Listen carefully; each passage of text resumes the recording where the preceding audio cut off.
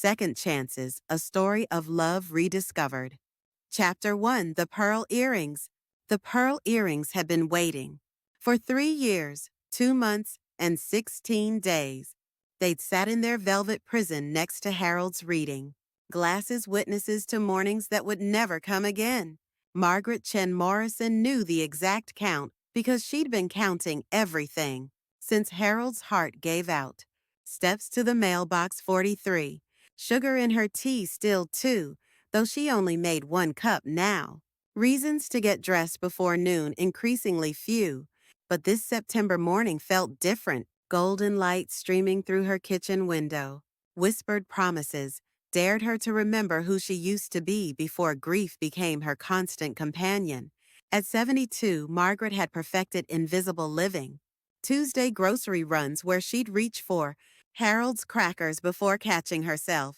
Evening news with only Winston, her tabby, for commentary. A life measured in spaces between what was and what could never be again. Yet today something stirred. Her fingers trembled as she opened the jewelry box. The pearls caught light like captured moonbeams. And suddenly she heard Harold's voice. "Maggie, darling, you were born to shine." "Well, Winston," she said, voice stronger than it had been in months. "I think it's time I stopped reading about life and started living it again." Chapter 2. The Harvest Festival. The community center buzzed with forgotten joy, spontaneous laughter, coffee cups clinking, conversations blooming like spring flowers. Paper leaves decorated every surface, and cinnamon-scented possibility filled her lungs. Margaret clutched her homemade apple pie like a shield. This was madness. She was about to retreat when Destiny spoke in warm baritone. "Excuse me, but is that genuine homemade apple pie?" She turned to find the kindest brown eyes she'd seen since Harold's. Silver hair, distinguished lines, and a smile that said, "I see you, and you're exactly who I hoped to meet." Yes, it is," Margaret managed, feeling heat bloom in her cheeks. "I'm Robert Patterson. I haven't seen real homemade pie since my Elena stopped baking 5 years ago." Elena. The name hung like a bridge between two people who understood loss. "Margaret, I wasn't sure anyone wanted homemade anymore." Robert's laugh was warm honey. "That pie is pure magic. I bet it tastes like memories and love." Something in his understanding that food could be a love letter to the past made Margaret's walls crack. Chapter 3. Afternoon Conversations. They shared more than pie at their pumpkin-decorated table. They shared the tender archaeology of their lives, dusting off memories and holding them to light. Robert had been a high school English teacher who made students love poetry. Elena, a nurse who healed with her presence. Cancer took her when cherry blossoms bloomed, a detail that made Margaret's chest tighten. Harold went on a Tuesday, Margaret found herself saying, reading me sports scores I never cared about but miss desperately. "The things we miss," Robert said softly, "they're never what we expect." Here was someone who spoke grief's secret language, who understood loss wasn't something you got over, but carried differently. "What made you come today?" she asked. Robert looked at her with pulse-quickening intensity. "I was reading Rumi, Let Yourself. Be silently drawn by the strange pull of what you really love. It will not lead you astray." Those words made me realize I'd been silent too long. And what do you really love? I'm beginning to think I'm about to find out. Chapter 4, Garden Walk and Awakening. Evening came unnoticed, time stretching for unexpected intimacy. They walked garden paths, where last roses bloomed defiantly against autumn. Margaret had forgotten her sweater. Without a word, Robert draped his cardigan around her shoulders. The gesture was so natural, so achingly reminiscent of graceful courtship, that something long dormant fluttered in her chest. His cardigan smelled like books, coffee, and something that reminded her what it felt like to be a woman, not just a widow. "I haven't felt like this in years," she admitted by a pond where dying light painted water gold. "Like what?" "Like I'm not just surviving. Like there might be chapters in my story I haven't imagined. Robert turned to face her fully. In soft twilight, she saw tenderness so profound it seemed to restart her heart. Margaret, he said, her name like prayer. Would you think me crazy if I said I feel like I've been waiting my whole life to meet you again? Again, the word hung like recognition some souls find each other across time and loss. What if it's not too late?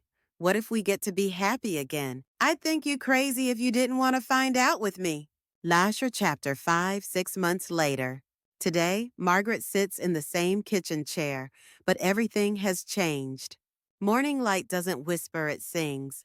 Robert brings his own cup, and stories of former students who still write decades later. Margaret catches herself humming while cooking. The sound surprises her every time, as if joy were a language she's remembering. The pearl earrings have permanent residence, now joined by Harold's sapphire bracelet. She wears them not as monuments, but as celebration of life's capacity for renewal. Robert hasn't replaced Harold. Love doesn't work like that. It's like her grandmother's garden. The more you plant, the more abundant it becomes.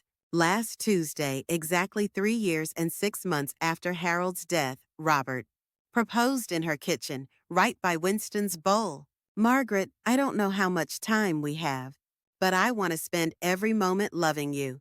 She said yes, but first, she laughed like silver bells, spring rain, all the joy she thought had died coming back to life. Chapter 6. The Wedding and Harold's Blessing. Their wedding will be small children, close friends. The minister who married Margaret to Harold 45 years ago. Her children are radiant. They'd watched their mother disappear into grief.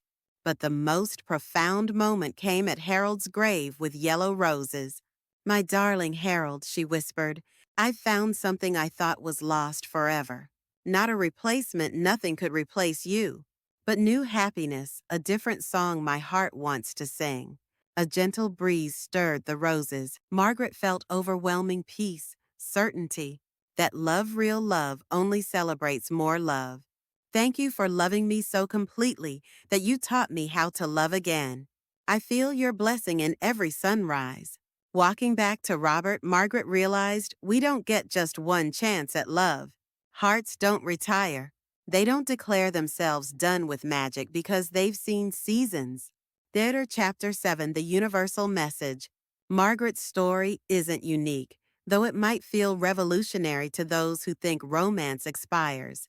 That passion is only for youth. The truth is beautiful. Every sunrise is a second chance. Every conversation holds possibility.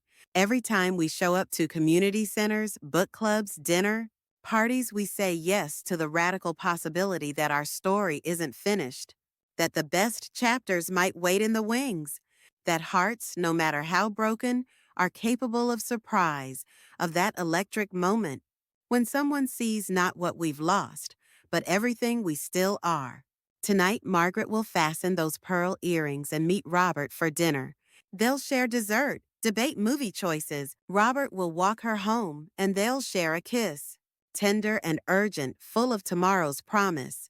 In her mirror, preparing for bed, Margaret will see something extraordinary. A woman who dared believe in plot twists, who chose possibility over safety, who discovered autumn can be as passionate as spring, perhaps more so, because it comes with wisdom to cherish what blooms. Love doesn't expire. Hope doesn't age out. And it's never too late to let yourself be astonished by life's beautiful, unexpected directions. The very best stories often begin with unlikely words. I never expected, but here I am. And here we are. And isn't it wonderful?